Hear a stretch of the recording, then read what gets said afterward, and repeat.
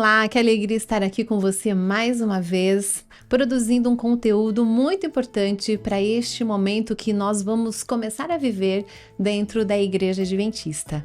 Logo mais estaremos iniciando um projeto super especial, que são os 10 dias de oração e as 10 horas de jejum.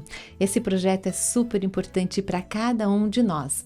E nós vamos conversar aqui de uma forma bem gostosa para que você possa entender mais sobre como ter maior comunhão com Deus, como ter melhor comunhão com você mesmo em relação às mudanças que podem ser feitas na sua vida, para que de fato o tema dos 10 dias possam se tornar realidade, ter uma vida plena. Quem não tem vontade, não é mesmo, de ter uma vida plena? Mas antes de entrar no nosso conteúdo, de conversar com os nossos convidados, eu quero que vocês conheçam cada um. E eu quero começar aqui com o pastor Dene, que é meu colega de trabalho aqui na União Central Brasileira. O pastor Dene, que é o líder do Departamento de Mordomia, que inclusive agora é o Departamento de Mordomia que está à frente desse projeto, né, pastor?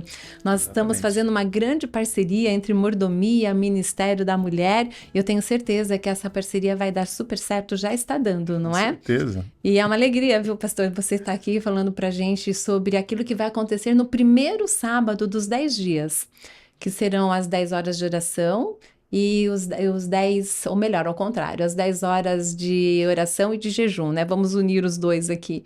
E muito obrigada por aceitar o convite, por estar junto aqui. Pastor, fala um pouquinho de você, do seu departamento, e depois nós vamos conhecer as nossas outras participantes que são muito especiais. Em primeiro lugar, é uma alegria, um privilégio estar aqui com você mais uma vez. Obrigada, pastor. Segundo ano, então tá dando certo. Tá dando certo. Os 10 dias de oração são muito importantes para a igreja, porque tem como objetivo focar as pessoas na oração. E, como você disse, a Mordomia Cristã está encabeçando o projeto, juntamente com o Ministério da Mulher e também o Ministério da Saúde. Sim. Porque nós estamos aqui orando e pedindo a Deus e vamos trabalhar muito para que as pessoas tenham vida plena. Jesus Cristo disse que ele veio para que nós tivéssemos vida em abundância. E por que não dizer vida plena? Sim. Então os irmãos têm que aproveitar essa oportunidade, as igrejas, para estudar esse conteúdo e se unir em oração. Porque as mudanças podem acontecer. O inimigo quer, de todas as maneiras, fazer a gente desacreditar naquela parte de nós que ainda crê na mudança. Sim. Nós não podemos desanimar diante das mudanças que o Espírito deseja realizar na nossa vida. Então, o povo tem que aproveitar. Sim. Os 10 dias de oração, que começa no dia 13 e vai até o dia 22, e de maneira muito especial, esse momento que teremos de jejum e de oração, todo mundo junto na igreja, vai ser muito especial. Com certeza, pastor. E esse dia vai acontecer no dia 15 de fevereiro, no primeiro sábado. Vamos estar ali unidos, né? Pedindo a presença do Espírito Santo na nossa vida, e somente através dela é que nós vamos conseguir grandes mudanças, né? Nós sabemos disso. Bom, apresento agora para vocês a minha amiga Lani. Fala um pouquinho, Lani, de você, por favor. Bom dia, é tão bom estar aqui com vocês também. Eu sou professora, sou biomédica, eu agora trabalho no NASP, Engenheiro Coelho, dou aulas relacionadas à saúde, dou aulas de pesquisa, para teologia, na graduação, na pós-graduação e para outros cursos também. E tenho a responsabilidade de cuidar de um programa em parceria com a Andrews, o NASP e Andrews, de liderança. E aí a gente tem 80 líderes, a maior parte da nossa igreja, que fazem programas de mestrado e doutorado. Então, eu tenho estado com eles nessa formação de liderança. Então, é um prazer estar aqui. Que privilégio, não é, Lani? Poder ajudar nesse sentido. Eu tenho a minha formação, um mestrado e doutorado na área de ciências médicas, e especialmente o doutorado com sistema imunológico. Então, resposta celular e molecular, para ter uma ideia. Que ótimo. É um grupo de peso, uma convidada de peso aí. Muito importante, né? A gente procurou fazer o máximo para que esse conteúdo pudesse chegar até você da melhor forma possível. E agora minha amiga querida, Deise, de tantos anos, minha amiga de ministério, minha companheira da FAM, né? Coisa boa, Deise, ter você aqui participando comigo. Se apresente, por favor. Muito obrigada, Thelma. É uma alegria estar com esse grupo aqui nessa manhã. e poder conversar um pouco sobre o que vai acontecer na igreja nos próximos dias. Meu nome é Deise Reis, eu sou terapeuta conjugal e familiar, eu sou pós-graduada em psicologia positiva e sou pós-graduanda em neuropsicologia. Sou também escritora, tenho 7 livros publicados na área de família e sou palestrante. E uma apaixonada por Jesus Cristo. Ai, que lindo. Isso faz toda a diferença na vida de qualquer um. Com certeza. E é isso que nós queremos, sabe, com esse projeto, que através da nossa comunhão, do nosso relacionamento, que a gente se apaixone cada dia mais por Jesus, porque é Ele que vai transformar a nossa vida, a nossa forma de ser, não é verdade? E eu fiquei muito feliz quando chegou a proposta, né, dos 10 dias com o tema super importante, porque a gente estava até conversando aqui antes de começar a nossa gravação sobre a importância que a Igreja Adventista tem com esse tema. Nós sabemos que a Igreja Adventista é conhecida, né, como a Igreja da Saúde. Então, nós precisamos entender que isso aqui é um chamado para a nossa consagração. Uhum. E a saúde, tudo que tem a ver com o templo, né, o nosso corpo, que é o templo do Espírito Santo, isso faz parte também da terceira mensagem angélica. Então, esse é um momento muito especial, não é verdade? Para que a igreja possa acordar para este sentido. Então, nós vamos falar depois um pouquinho mais diretamente sobre essa parte, né, que vai ficar com a doutora Lani, em relação à saúde, alimentação. Mas, pastor, agora a gente vai falar um pouquinho sobre aquilo que tem a ver com o primeiro sábado e com todo o projeto, né, dos 10 dias, que é essa busca constante da oração, o quanto nós precisamos estar em comunhão, em conexão com Deus, e também a importância do jejum. O jejum sempre é algo que fica um pouquinho, né, preocupante na mente das pessoas. Às vezes as pessoas não sabem exatamente como fazer, o porquê fazer. Então, eu acho muito importante a gente já falar nesse momento, né? Não somente sobre oração, né? E não só você também vai falar, mas as meninas vão participar em relação a isso. A oração e o jejum, para que a gente possa começar assim esse momento dos 10 dias, já sabendo exatamente o propósito do projeto e aquilo que nos cabe enquanto membros. O que você nos diz, pastor? Em primeiro lugar, é um privilégio para nós podermos conversar com Deus. Jesus Cristo orou e ele era um com o Pai. E os discípulos, eles viam Jesus orando, eles ouviam ele orando. E eles queriam saber como é que se ora dessa forma. Eles pediram para Jesus, lá em Lucas 11, eles pedem para Jesus: ensina a gente como é que ora. Como é que você tem essa conexão? Então, a igreja se preocupa que os membros, eles vivam com Deus, que eles tenham conexão com Deus, que eles se tornem disponíveis para Deus, que os obstáculos que existem sejam removidos, né? Os obstáculos que a gente é consciente que existe, a gente vai removendo isso. Uhum. E nada melhor do que um movimento de conscientização, nada melhor do que a igreja separar esse tempo, nada melhor do que um conteúdo dirigido, essa motivação, para ajudar os membros a desenvolverem esse hábito de se colocarem na presença de Deus a cada manhã, de terem comunhão com Deus e de usarem essa ferramenta maravilhosa de comunicação com Deus, que é a oração.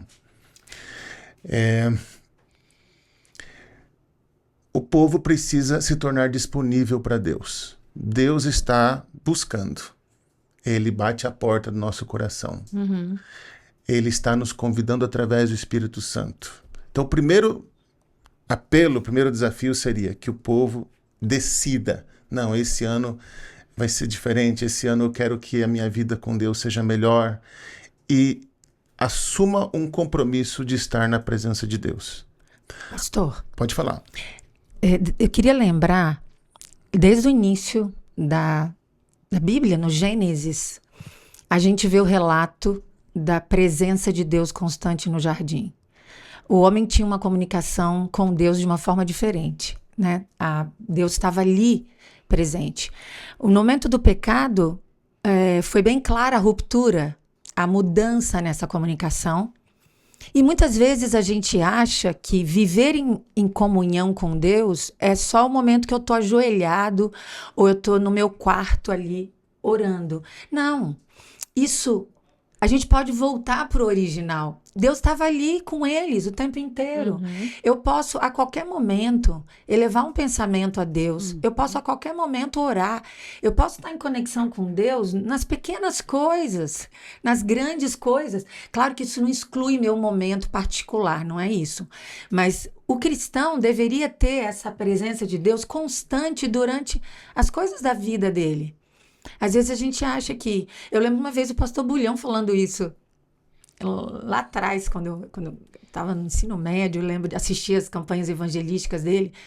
Ele falou assim, você está num ponto de ônibus, você está dentro do carro, você está em qualquer lugar. Num semáforo. Qualquer lugar. Você pode orar. E o que eu acho muito legal também, aquilo que eu falo, expresso em palavras, todo mundo ouve. Mas aquilo que eu falo do meu pensamento, só Deus sabe. Então, é uma coisa muito particular. E eu também gosto de lembrar que tudo isso tem a ver porque Deus é amor. É uma relação de um Deus que é a essência do amor. Então, ele quer essa conexão com a gente. Ele quer esse contato constante com a gente. E depois a gente pode falar um pouquinho de fisiologia, né? Vamos falar do corpo humano. A ciência já sabe que há uma modificação no cérebro se as pessoas estão orando. E vocês sabem, assim, interessante que estudos mostram que existe uma diferença até se a pessoa está orando para uma transcendência, que alguns chamam de Deus, outros têm outras divindades, né? Mas se você olha para alguma imagem, ou se você não está olhando para uma imagem, o cérebro processa de forma diferente essa conexão. E aqui no lobo frontal, essa parte frontal do cérebro, acontece um aumento de fluxo de sangue. Olha aí. Que interessante, mostrando que tem uma atividade importante acontecendo no nosso cérebro. Ou seja, há uma resposta do corpo com essa conexão. E para mim é muito simples entender. Foi assim que Deus planejou. Foi assim que Deus gostaria que fosse, né? Lá no Éden. Então, quando a gente hoje fala de oração, a gente está resgatando uma prática natural humana. É interessante o benefício da oração. Não é só espiritual, é físico também. E você vai entrar mais nesse assunto depois. E por que a igreja se preocupa tanto em motivar? Porque os membros precisam crescer. Nós todos precisamos crescer na questão da oração. Tem muita gente que tem a oração como uma coisa enfadonha, uma coisa chata. E um dos motivos disso é que a nossa vida de oração muitas vezes orbita ao redor dos mesmos assuntos, ou os mesmos assuntos orbitam ao redor da nossa oração. A gente vai orar pelo dia, pelo trabalho, né? A gente ora por uma pessoa que às vezes está enferma. Existem 6 ou 7 assuntos que normalmente estão na nossa oração. E isso tende a fazer com que a pessoa se torne mais... essa oração está muito repetitiva, mecânica, né? Então, um projeto de oração assim, com uma temática específica, nos ajuda a pensar fora desses hábitos que a gente tem, né? Desses temas batidos que vêm. E eu queria deixar aqui uma sugestão, né? Para aquele que sente assim, que às vezes a oração está muito repetitiva. Ao você estudar esses temas e ao você abrir a palavra de Deus, especialmente a palavra de Deus, e você ler a palavra de Deus, você vai conhecer melhor a Deus. Você vai perguntar para a Bíblia, quem é Deus aqui nesse texto? Deus, ele tem senso de humor. Não, Deus é justo, né? Deus é misericordioso. E quando você vê quem é Deus, olha a minha sugestão. Volte a orar e converse com Deus, além daqueles assuntos que você sempre fala, fale com Deus, sobre quem Ele é. Eu sinto que nós precisamos crescer na compreensão de quem Deus é. E nada melhor do que uma internação, sabe? Um jejum é você se internar. Não, eu vou dedicar um tempo para me conectar com Deus. Jejum não é uma chantagem emocional. Jejum não é, eu vou ficar sem comer. Penitência. Uma penitência, né? E agora Deus vai me ouvir porque eu vou fazer um jejum. como se o nosso jejum fosse fazer Deus mudar de ideia, né? Não que Deus não possa nos atender, né? Mas tem pessoas que às vezes têm uma visão um pouco distorcida a respeito do caráter de Deus. Então, o jejum, ele tem como principal objetivo nós estarmos disponíveis diante de Deus para aprender aquilo que Deus tem para nos mostrar, o que Ele tem para nos repreender, né? Nos orientar, nos confortar, nos fortalecer, né?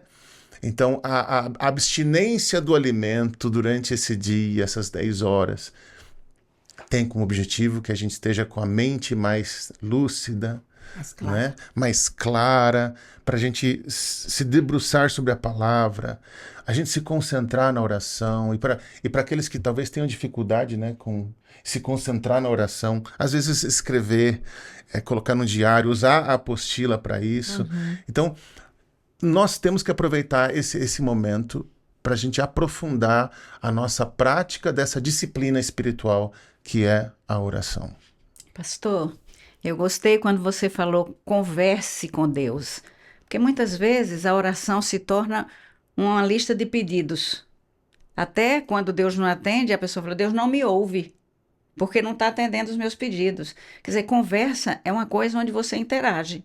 Conversa é uma via de mão dupla. Isso. Então, a conversa com Deus, eu acredito assim, e aí eu apoio bem o pensamento da Lani, que você, durante o dia inteiro, você pode conversar com Deus. Quer dizer, você está parado no semáforo, em vez de ficar irritada pelo trânsito, converse com Deus. Você não precisa fechar os olhos.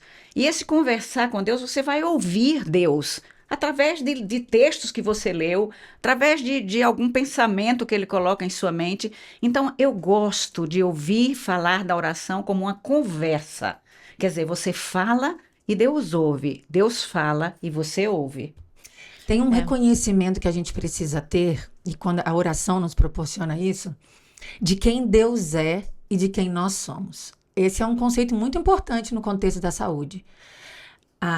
No contexto da pós-modernidade, o ser humano tem a tendência de se achar muito autossuficiente. Ele acha que ele dá conta das necessidades humanas dele. Isso é muito perceptível que não é assim quando a saúde não existe. Quando a gente tem a quebra da saúde, a gente vê a nossa impotência, a gente vê a nossa fragilidade, a gente vê a nossa dependência. Então, o ser humano, quando ele vai à Bíblia, essa comunhão, essa oração, ele tende a se colocar em humildade perante o grande soberano, Criador, Deus do universo. Isso traz uma série de benefícios para a nossa saúde.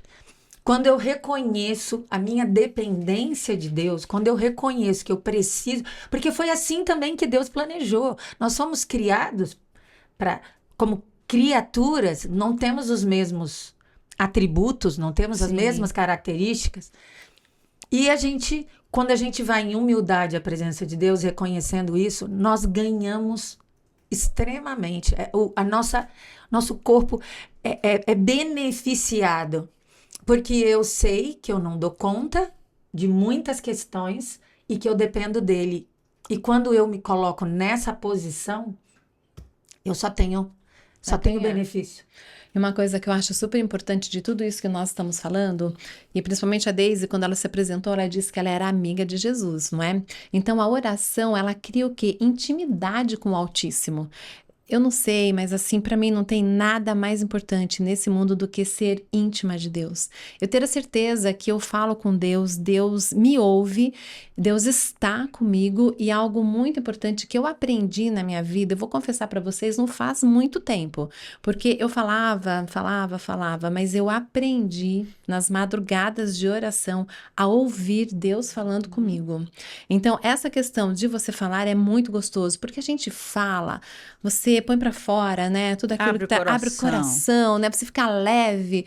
E é uma delícia. Mas é gostoso quando a gente se acalma e ouve o que Deus tem para nos dizer. Percebe a resposta dele. Percebe a resposta dele. Então, isso é muito gostoso. Isso é criar intimidade com o Altíssimo. Mas, às vezes, é tão automática essa oração que quando você termina, você já está em outra vibe. Você não tem um tempo para parar. Refletir, né? Refletir e aguardar. De alguma forma, Deus vai se manifestar a você Vai. através da sua mente, de alguma forma. E sabe o que eu sinto? Quanto mais íntima você é de Deus, mais você sabe quando Ele está falando com você. Exatamente. Porque às vezes Deus fala, mas a gente não ouve. Já aconteceu isso com vocês? Exatamente. Ah, liga para aquela pessoa. Você fala, nossa, por que tá vindo isso na minha cabeça? Ligar para aquela pessoa. Aí você, não liguei. Daqui a pouco você fica sabendo que puxa vida, Deus falou para eu ligar, eu não falei, não liguei. E a gente não percebe o sinal de Deus. Só que quando você entra nessa comunhão, né, de oração, de busca, de intimidade, de tempo com Deus, não só orações rápidas, você tem essa conexão tão grande com o Altíssimo que daí você fala, Ele fala também e você atende. Essa é a parte importante do ser humano, Claro. não é? Atender. Aí a gente entra também lembrando da importância do jejum. Sim. Para nós entendermos a vontade de Deus para a nossa vida, nós precisamos que o nosso corpo esteja apto para isso. Sim. E o jejum é uma ferramenta importante para esse contexto. Que a energia que o corpo, a circulação, o sangue, quando a gente se alimenta, ele é focado para o abdômen. Porque ele precisa processar tudo aquilo. Quando a gente está em jejum, essa energia, esse sangue, está direcionado para o nosso comando central, que é o nosso cérebro. E aí, quando eu não tenho uma energia que está competindo, se você come, está competindo com a atividade cerebral. Quando você está em jejum, você tem um foco direto no cérebro. Principalmente, não sei se é o nervoso central, mas falando do cérebro, porque o cérebro é o lugar onde que as percepções das coisas espirituais acontecem pra gente. Na Bíblia a gente fala muito de coração, né? Mas na verdade o coração leia-se mente. Leia-se, é aqui que as coisas acontecem. Sim. Então, como que o Espírito Santo fala comigo? Ele fala comigo através da minha mente, através do meu cérebro. E aí eu sou impressionado ou não. Se a minha saúde não está apta para isso, como é que eu vou entender? Como é que eu vou ter percepção das coisas espirituais? Como é que eu vou perceber o que Deus está falando comigo? Porque não tem como, né? E a gente esquece que a Bíblia diz que o nosso corpo, ele é o templo do Espírito Santo. Isso é tão sério. Esse assunto, ele é tão sério. E a gente não se dá conta e muitas vezes a gente não gosta de falar sobre isso. Por quê? A gente tem que fazer o que o apóstolo Paulo fala em relação à questão de saúde, à questão de vida plena. A gente tem que esmurrar o nosso corpo. Porque a nossa vontade é terrível. É uma guerra. É uma guerra. Do bem e do mal. Exatamente. O inimigo não quer que a gente ore. Não. Mas se for para você orar, né? Vou tornar a oração mais chata, mais mecânica, né? Mais rápida. Mais rápida, né? É uma oração que é só você que fala, não é uma conversa, como você disse, né, Daisy? Veja, essa questão da oração, ela não pode estar separada da leitura da Bíblia. Sim. Por quê? A Bíblia diz que o nosso coração ele é enganoso, né? Tiago diz que a gente não sabe orar, né? O Paulo disse, olha, vocês precisam do Espírito Santo para poder orar, porque o nosso coração ele vai produzir o quê? Ele vai produzir um discurso na oração que ele é egoísta, ele é orgulhoso, ele é enganoso, enfim. Quando eu oro a Deus, mas eu abro a Bíblia, o Espírito começa a me colocar conceitos. A Bíblia vai fazer parte de mim, assim como o pão faz parte do meu sangue, das minhas células. Então, para eu poder lembrar num ponto de ônibus de alguma coisa, eu preciso ter a Bíblia dentro da minha cabeça. Tem que ter entrado, né? Tem que entrar na minha cabeça, certo? Então, eu preciso orar a Deus, sim, e eu coloco para fora. E esse produto, ele é um produto questionável. Por isso eu preciso do Espírito Santo no momento da oração. Sim. Que daí ele vai fazer o quê? Opa lá, pensa direito nessa oração que você está fazendo aí. E uma sugestão aqui, né? Para aqueles que gostam, né? Ou que sentem que precisam se concentrar melhor na hora da oração e não consigo me concentrar e tal. Desenvolva um diário de oração. Ah, isso é fantástico. Porque você, pelo menos você vai materializar, você vai concretizar, você vai ver o que você está dizendo para Deus. Sabe, você vai registrar a tua história com Deus. Vai te ajudar a se concentrar. Você vai poder reler as tuas orações. Você vai entender como é que você funciona, padrão de pensamento, padrão comportamental, padrão de sentimento, tudo isso. Então, são dicas. Vai ser sensacional a gente passar 10 dias com Deus e passar 10 horas sem interrupção, com o diário na mão, com a apostila na mão, com a Bíblia na mão, louvando, orando com os irmãos. Vai ser demais. E jejuando ainda por cima. Pastor, e uma coisa importante também, né? Faria uma dica aqui para o diário de oração, é começar agradecendo. Uma oração que a gente começa contando as bênçãos.